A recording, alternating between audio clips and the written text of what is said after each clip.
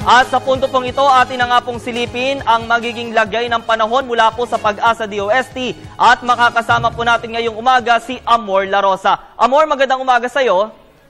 Magandang umaga rin sa iyo, Julius. Magandang umaga, Pilipinas. At ito na po ang latest sa lagay ng ating panahon.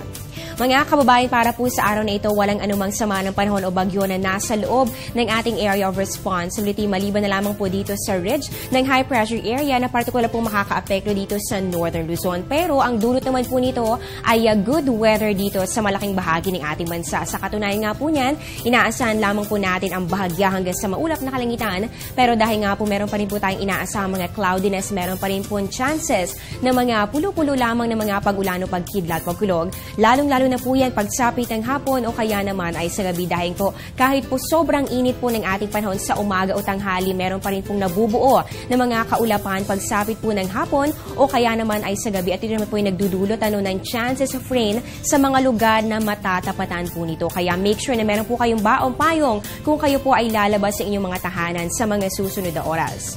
Samantala, patuloy po natin binabantayan ng isang bagyo na nasa labas naman ng ating area of responsibility. Simula po kahapon, mula sa pagiging tropical depression category, ngayon po, isa na itong tropical storm kaya nabigyan na rin po ito ng international name na Kamuri. At base nga po sa magiging track po nito, ito po ay ayon sa iba't ibang mga models ng iba't iba rin ng mga Met agencies. Nakikita po natin na ito po ay gagalaw pa northwest pero hindi naman po ito magkakaroon ng direktang epekto sa anumang bahagi ng ating bansa. Pero paliwanag din po ni Mr. Fernando Cada na weather forecaster ng Pag-asa, kung sakali man na itong nasabing bagyo ay gumalaw pakanluran, maaring yung trough lamang po nito, yung extended part, ang magpaulan, partikular na dito po yan sa silangang bahagi ng ating bansa. Patuloy po kayong tumutok dito lang po sa Panahon TV para po malaman po natin ang mga pagbabago sa nasabing bagyo sa labas ng ating area of responsibility.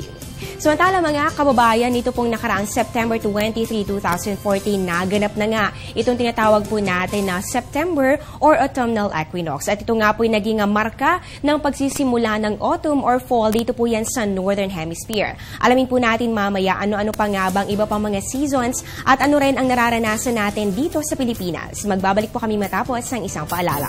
Dagdag kaalaman po para sa ating lahat, dito po sa Northern Hemisphere meron po tayong 4 na main seasons. Kabilang po dito itong spring, ganoon din po itong summer, fall, at ganoon din itong winter. So yung spring nararanasan po yan mula March hanggang May. Ito naman pong summer mula po yan June at magpapatuloy po yan hanggang August. Ito namang fall dahil nga po nabagit ko kanina yung pagsisimula po ng ating September or autumnal equinox. Nagsimula na yung fall at magpapatuloy po yan hanggang sa buwan naman na Nobyembre. At ito namang winter natin kung saan nararanasan yung matinding lamig at ganoon din yung snowfall ay ayan po magsisimula sa December at magpapatuloy po yan hanggang sa January at sa February. Pero nagtataka po ba kayo bakit nga ba ni isa dito sa 4 na seasons na ito ay wala tayong nararanasan dito sa Pilipinas? Kahit po itong summer, wala pong summer dito sa Pilipinas. Well, ayon po kay Pag-asa weather forecaster Fernando Cada, ito po kasi ay nakadepende sa ating lokasyon. Ang Pilipinas po kasi ay isang tropical country kaya meron lamang po tayong 2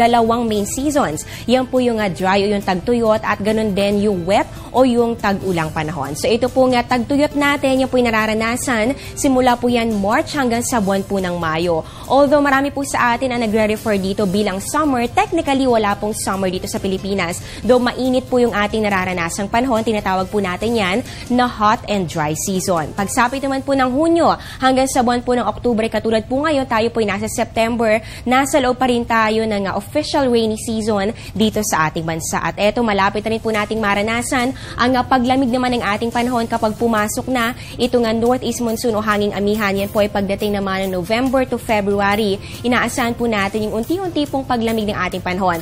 Pero kahit pumaranasan po natin yung matinding lamig dito sa ating bansa, ay hindi naman po natin nararanasan yung winter season dahil nga po paliwanag po dito ng Pag-asa, malapit po tayo sa equator kaya po masyadong mainit yung panahon at hindi po talaga makakabuo ng pagbubuo nito po nga snow o kaya naman po yung mga yelo. Kaya hindi po natin mararanasan itong winter season dito sa Pilipinas. So tandaan po natin yan, meron lamang po tayong 2 official seasons dito sa ating bansa. Yan po yung wet and dry season. At yan po ang latest mula dito sa Pag-asa. Abangan niyo po ang susunod kong update mamaya po yung alas 10 ng umaga. Dito pa rin po yan sa Telebisyon ng Bayan. Ako po ang inyong weather lover Amor Larosa na nagsasabing ang taong handa at may nahon kayang lagpasan ang hamon ng panahon. Good morning, balik sa iyo, Julius. Okay, maraming salamat sa iyong ulat, weather lover Amor Larosa, nag-uulat ng live mula po sa Pag-asa DOST.